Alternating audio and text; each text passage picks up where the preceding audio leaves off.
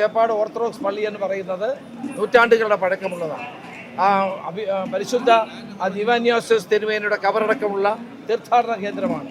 അവിടെയാണ് പോലീസ് ഇന്നലെ രാത്രി വൈകുന്നേരം 6 മണിക്ക് ആരോടും ചോദിക്കാതെ ഡെപ്യൂട്ടി കളക്ടർ ഉൾപ്പെടെ വന്ന് അത് പൊളിച്ചത്. ഞാനിത് അറിഞ്ഞ് അവിടെ ചെന്നു. ഞാൻ പറഞ്ഞു പൊളിക്കൽ നിർത്താൻ പറഞ്ഞു. പോലീസ് സന്നാഹത്തോടെ നടത്തിയ 1000 വർഷം പഴക്കമുള്ള കൽക്കുരിശ് പൊളിച്ചു കളഞ്ഞു. എന്ത് തോന്നിവാസമാണ് കാണിക്കുന്നത്. പള്ളിക്കാരറിഞ്ഞില്ല, അച്ഛന്മാരറിഞ്ഞില്ല, എപ്പാപ്പന്യൂസ് തിരുമേനി അവിടെ വന്നു, അദ്ദേഹം അറിഞ്ഞില്ല, ആരും അറിഞ്ഞില്ല. ഞാൻ പറഞ്ഞു നിങ്ങൾക്ക് ഇങ്ങനെ ചെയ്യണമെങ്കിൽ അതാ അവരോട് സംസാരിക്കണ്ടേ, ഇടവക്കാരോടും അച്ഛന്മാരോടും സംസാരിക്കണ്ടേ.